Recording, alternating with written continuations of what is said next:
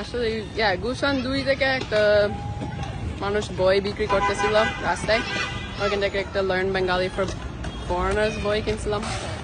এটা আমি কষ্ট করে 1 বছর ধরে পড়ছি, প্রত্যেকটা এক্সারসাইজ করছিলাম একা একা ঘরে বসে।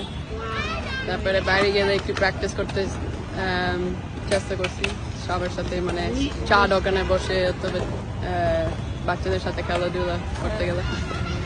তারপরে আরেকটু ভালো শিখার জন্য লার্ন বাংলা ইনস্টিটিউট ওইখানে বনানীতে, ওইখানে শিখছিলাম। লেখা পারি বাট খুব কম করি, কারণ আমি বেশিরভাগ টাইপিং করি সবার। আমি তো মিলেনিয়াল। বাংলা ভাষা সম্পর্কে আপনার কি অভিমত, ওপিনিয়ন বাংলা ভাষা? আসলে আমি আর কোনো ভাষা শিখতে কোনো ইচ্ছা ছিল না সারা জীবন, বাট এই ভাষা শোনার পরে একটুখানি পড়ার পরে খুবই আগ্রহ হয়ে গেল। তো এখন বিউটিফুল ল্যাঙ্গুয়েজ, উচ্চারণ অবশ্যই এটা ইজি, সহজ। আর তারপরে বাংলা কবিতা, গান, এইগুলো সব খুবই মানে মন থেকে কথা। বাংলা গান কেমন লাগে আপনার?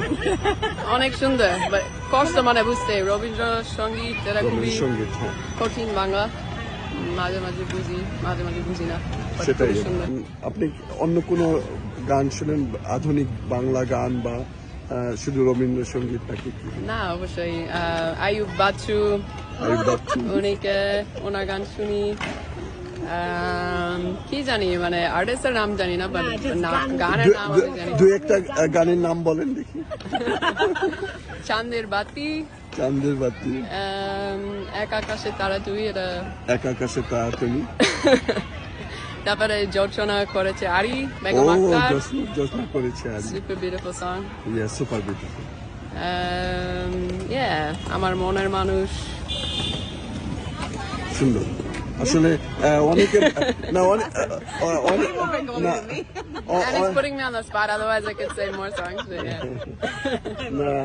অনেকে বলে Bengali is also very romantic language, because Bangla কবিতা বলেন, গান বলেন, শান্ত রোমান্স নিয়ে এরা গান গায়।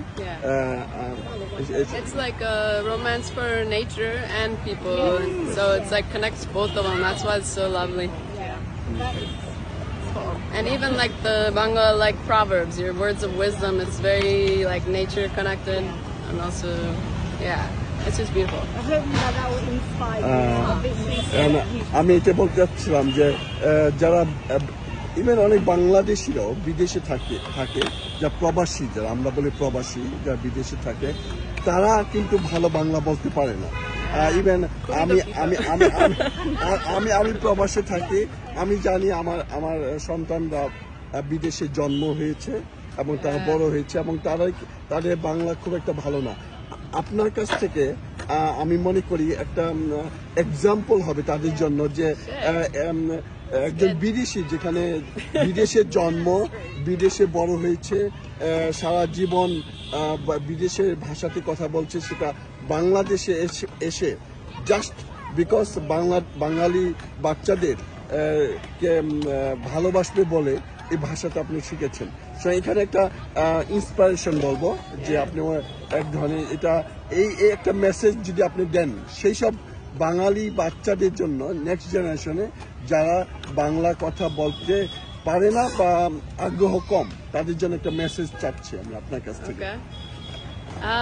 মনে করি যে এই ভাষা তো শিখার উচিত অবশ্যই। আপনাদের দেশের মানুষ মানে যুদ্ধ করেছে, এটা মানে এই দেশের এই ভাষার জন্য, জাতীয় ভাষা রাখার জন্য। তো আপনারা অবশ্যই শিখার দরকার, বাট মানে এটা একটা ন্যাশনালিস্টিক ভিউ পয়েন্ট থেকে। কিন্তু আর একটা হচ্ছে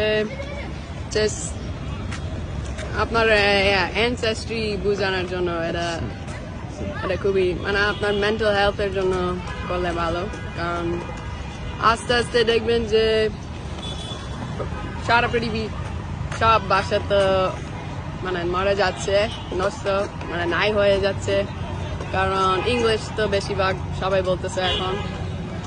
কিন্তু সব কিছু বলা যাবে না ইংলিশে, অনেক কিছু বলা যায় বাংলাতে, যেটা ইংলিশ বলে এটা খুবই অস্থির লাগে, ভালো লাগে না, বাট বাংলাতে বলে এটা সবাই অন্য এরকম বোঝানো আসে মাথায়।